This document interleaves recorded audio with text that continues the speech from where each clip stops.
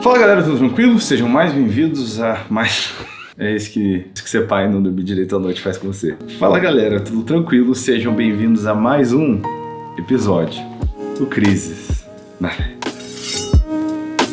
Hoje nós temos uma pergunta um tanto quanto interessante. Quando você escuta algo muito em caixa alta, claro de Deus, e obedece, mas no fim o resultado é ruim. Eu gosto das aspas, se vocês usam nas perguntas, ruim. Tipo assim, eu acho que é ruim, eu tô dizendo. Então vamos lá, essa é uma pergunta legal e acho que muita gente já talvez passou por isso, né? Às vezes não é nem só de ouvir algo, escutar algo, mas simplesmente escutar algo lendo as escrituras, porque na palavra de Deus nós temos incontáveis instruções sobre como proceder, sobre cada área da vida. Na Bíblia você tem instrução sobre como lidar com seus amigos, como lidar com seus cônjuges, como lidar com seus pais, como lidar com seus filhos, como lidar com o seu trabalho, como lidar com o seu chefe, como lidar, a lista vai, né? Você tem instruções bíblicas para como lidar com a maior parte dos relacionamentos e todas as áreas da vida. E se não houver uma direção específica sobre algo, você ainda tem uma ordem geral de Colossenses 3:23 de seja lá o que você fizer, faça isso de todo o coração como para o Senhor e não para os homens. Então a gente já vive debaixo disso, dessa ordem de fazer o nosso melhor e fazer tudo com excelência, e fazer tudo com dedicação e fazer tudo com uma perspectiva da eternidade em nossos corações enquanto o fazemos. Agora, né, a pergunta: Deus trouxe um direcionamento então, talvez pela direção do Espírito Santo, que é aquele que nos lembra das leis do Senhor, das palavras de Jesus e nos ensina todas as coisas. Então, ouviu, obedeceu e o final, o desfecho foi ruim. E essa pergunta é vaga e ela pode ter mais implicações, mas vamos partir do fundamento da palavra. Isaías 55, o Senhor diz: os meus pensamentos não são os pensamentos de vocês. Os meus caminhos são mais altos que os seus caminhos. A verdade, meu irmão, é que Deus está num outro nível. Nós temos muitas limitações, a gente não sabe qual vai ser o desfecho de uma situação, o que acontece amanhã, nem quais são as possíveis implicações de cada decisão que é feita. Agora, o Senhor, nosso Deus, sabe.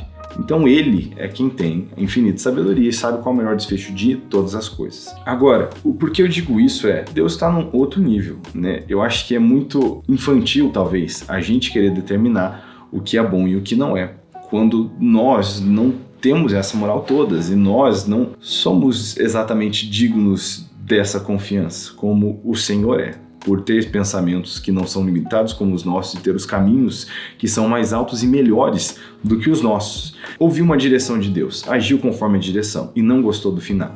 Isso vai mostrar pra gente uma certa falta de fé. Só porque algo não foi como a gente gostaria ou como a gente esperava, não quer dizer que isso não foi bom. Afinal de contas, eu não sou Deus. Deus é Deus e o meu lugar é esse de obedecer. Agora, vamos supor, isso tem várias implicações. Vamos dizer que a pessoa estava lá num pecado, insistindo nesse pecado e perguntando: Deus, por que eu não me livro desse pecado? Aí o Senhor falou: olha, você está preso nesse ciclo porque você não confessa, você tem que confessar o seu pecado. Aí a pessoa vai lá, confessa o pecado, se sente constrangido e talvez existem consequências. E aí a pessoa tá chateada, não foi feliz. Eu achei que tudo ia, né, ser instantaneamente melhor porque eu obedeci ao Senhor. Então, você vai ter uma longa, árdua jornada, né, agora para lidar com as consequências do que foi feito. Um exemplo só. Vamos dizer, que a pessoa tem uma pessoa tem uma amizade. O Senhor dá uma instrução sobre essa amizade, a pessoa faz isso, a amizade acaba. Nossa, não acredito que Deus fez isso comigo. Mas será que Deus não é bom o suficiente para saber? Talvez essa amizade precisava acabar. Talvez isso precisava parar. E que eu digo que a gente tem que colocar nossa confiança no Senhor. Até algo que talvez aos meus olhos possa não parecer ser bom, o Senhor pode ter um bom plano para isso. A gente vê, por exemplo, até no apóstolo Paulo, um espinho na carne. Por qual motivo não sabemos, mas quem sabe, talvez não ter o espinho na carne fosse deixar Paulo soberbo, orgulhoso. E era melhor um Paulo humilde com espinho na carne do que um Paulo soberbo sem espinho na carne. Eu não sei qual é o motivo, mas Deus sabe. A gente precisa ter essa sensibilidade de saber confiar no Senhor, independente da aparência, né, do desfecho que aquilo tem. Para onde a fidelidade de Sadraque, Mesaque e Abednego os levou? Para a fornalha, mas eles foram livres. Agora, eles estavam prontos para não serem livres. É o que a gente vê em Daniel 3. Para mim, isso aqui revela que é uma postura de fé. Eles dizem, saibam, ó rei, que Deus pode nos livrar, Ele vai nos livrar, mas mesmo se Ele não nos livrar, a gente não vai dobrar os joelhos para você, a gente vai ser fiel ao nosso Deus. Então eles estão dizendo, ó, eu sei que Deus tem a capacidade de me livrar, eu sei que Deus tem a vontade de me livrar, mas eu sei que se Deus não me livrar, a vontade dele é melhor. Então a gente vai queimar nessa fornalha tranquilo, sabendo que fizemos a decisão certa. E é isso, é olhar para uma situação e falar, cara, eu sei que Deus pode fazer, eu sei que Ele vai fazer, e mesmo se Ele não fizer, Ele é Deus, Ele é sábio, Ele é Senhor, então eu confio na vida dele. Para onde foi que a fidelidade de João Batista levou ele? Para onde foi que a fidelidade dos apóstolos levaram ele? A gente vai chamar isso de um final ruim? Eu acho que são finais espetaculares. E aí a gente precisa trazer essa definição boa. Um momento de dor não é o fim de uma jornada. Às vezes essa dor é que vai provocar o crescimento que é necessário para que você possa lidar com a próxima estação do jeito que é devido. A gente tem que ter essa fidelidade no Senhor, de que Ele conhece todas as coisas. E obedecer Ele sempre vai ser a decisão certa, mesmo que custe, mesmo que doa, mesmo que não pareça que foi o ideal. Então, isso não deveria gerar uma crise na nossa fé. E saber que talvez o lugar que a gente está agora, por mais assustador que seja, por mais que tenha sido uma direção de Deus, não é o fim, né? Isso aqui é uma parte da jornada. Para onde a gente vai agora? O que Deus quer fazer agora? Eu fico pensando na vida de José, acho que aqui é um bom exemplo. Né, cara, José foi tirado do lar dele, vendido como escravo, foi para uma nação estrangeira.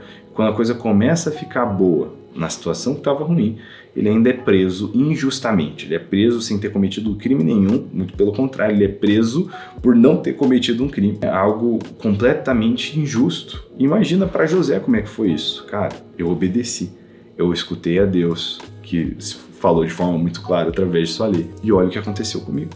Aí José vai ficar frustrado, desistir de tudo? Não foi isso que ele fez. A Bíblia diz que até na prisão ele se tornou chefe dos presos, ele continuou ADM forte, meu irmão, mesmo lá, né, usando seus dons, ali na prisão, interpretando sonhos, usando o que ele tinha para servir as pessoas, mesmo ali. Ele não ficou, minha jornada, não, ele estava pensando nos outros e servindo. Imagina que massa que era o cara que era pago para ser o chefe da cadeia, que só deixava José fazer tudo e ficava lá sem fazer nada. Ele com certeza amava José. Especulando aqui, né? A Bíblia diz que José tocava o negócio ali. Então, mesmo nesse lugar, ele estava ainda fiel ao Senhor. Parecia um final ruim? Com certeza, o cara estava preso por ter feito o que é certo. Mas a história termina aí? Não. Ele é tirado desse lugar e elevado a uma posição de poder e autoridade, onde pode salvar não só a nação a qual ele está, mas a sua própria nação, a sua própria família. E mesmo se não tivesse uma promoção, quem sabe? Talvez a conversa que, talvez só de ter saído dali, quem sabe o copeiro, não ia ser o cara que ia mudar o mundo, você tá entendendo? O que resultou em Felipe sendo transladado? Um maluco que pregou o evangelho em toda a Etiópia. Às vezes a gente não sabe o efeito que tem uma coisinha. Então, eu não sei. Né? O meu lugar é confiar e que isso não gere uma crise na minha fé. E a gente já tocou nisso em outros vídeos do canal e a gente precisa saber avaliar o sofrimento. Nós vimos biblicamente que nem todo sofrimento é consequência do pecado. A gente vê isso com o cego que Jesus curou. Perguntam, e aí, ele é cego porque ele pecou ou que os pais pecaram? Jesus diz, ninguém pecou. Ele é cego para que Deus fosse glorificado, o poder de Deus se manifestou. E aqui tem uma história, né, um testemunho acerca de quem Jesus é. Então ele está dizendo, não foi pecado que gerou isso, o próprio Jesus. A Bíblia diz que ele aprendeu a obediência pelas coisas que sofreu. Então ele sofria, ele não tinha pecado. Então tem sofrimento que não é resultado do pecado. Agora, nós vemos pela parte, né, de Tiago, irmão do Senhor, que tem enfermidades, tem sofrimento que é consequência do pecado, que não é confessado. A gente precisa saber avaliar a situação e julgar as coisas através do crivo da palavra e de ter discernimento espiritual. Então, eu estou sofrendo, eu escolhi algo que for ruim, eu pequei contra o Senhor? Não. Então, será que esse sofrimento está sendo permitido para que eu cresça e amadureça conforme Deus, né, deseja que eu cresça e amadureça? Será que esse sofrimento traz o alívio para alguém? Será que esse sofrimento está aqui para que Deus seja glorificado? É isso, meu irmão, quando o fogo vem, a gente mostra do que a gente é feito.